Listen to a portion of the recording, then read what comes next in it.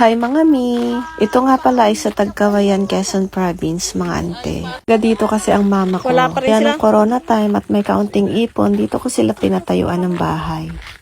Kasi nandito rin halos lahat ng mga kamag-anak ng nanay ko. Lahat ng mga kapatid niya ay nandito rin.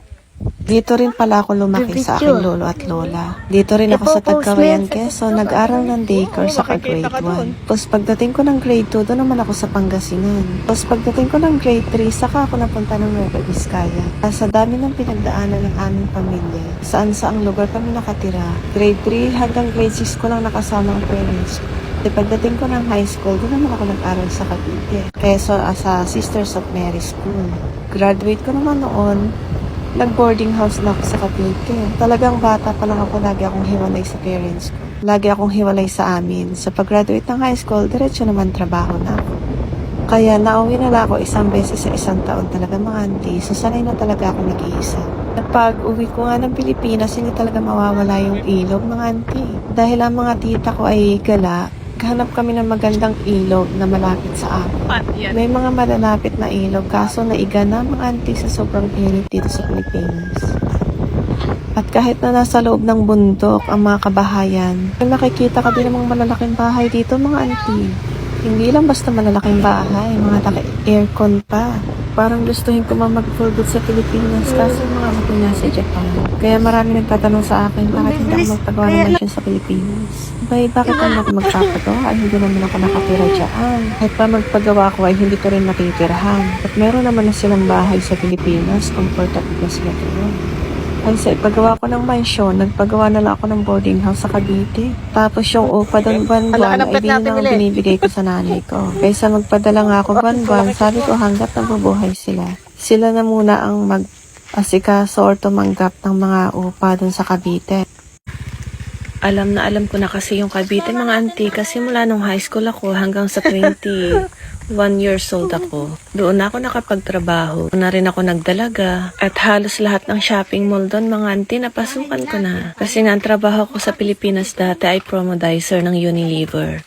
Kaya nakapagtrabaho na ako sa Robinson Dasma, sa SM Bacoor at saka sa Imus. Hindi ko makakalimutan yung Cavite na yan kasi diyan nahasa ang aking pagkatao. Sanang maganda dyan. Nakakilala ng mga iba't ibang tao. Diyan din ako nagsimula mag-ipon at nangarap mga auntie. Ang hindi ko malilimutang experience dyan. Yan na yun. Ayun lagi nakatayo sa bus pagpapasok at saka pag-uwi galing trabaho. Grabe ba naman ang traffic mga auntie mula SM Bacoor hanggang pauwi pa ako ng General Trias noon. Dahil sa manggahan na ako nangungupahan. Pero nakaupa na rin ako sa Langkaan mga auntie. Basta ang dami kong pinagdaanan dyan. Nakapagtrabaho na rin ako sa FCIE. Ayun yung una-una kong trabaho sa Cavite, ang maging sewer. Bago ako naging sewer, doon muna ako sa Sisters of Mary School nagtrabaho bilang student teacher. Diba mga auntie, bago ako nakarating ng Japan, ang dami kong pinagdaanan. Dahil breadwinner na nga rin ako, siguro nakatulong din yun sa akin para magsipag uli hanggang dito sa Japan. Hindi ko nga alam mga auntie, pero pansin ko sa lahat ng mga breadwinner, parang medyo unlucky sa love life mga auntie. Hindi lang yung kasiyahan ang iniisip namin yung paano pa rin baka may makakatulong sa pamilya namin kahit kasal na kami.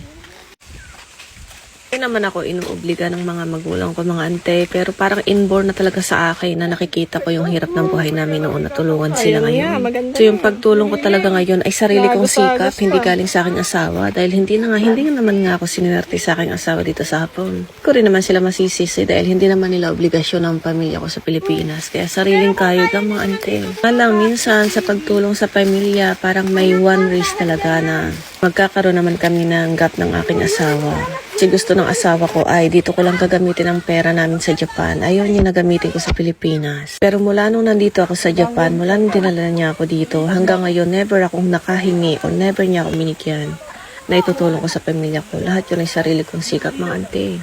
Kaya dahil doon galit pa rin siya ay ibang usapan na yun mga ante dahil hindi naman galing sa kanya yun.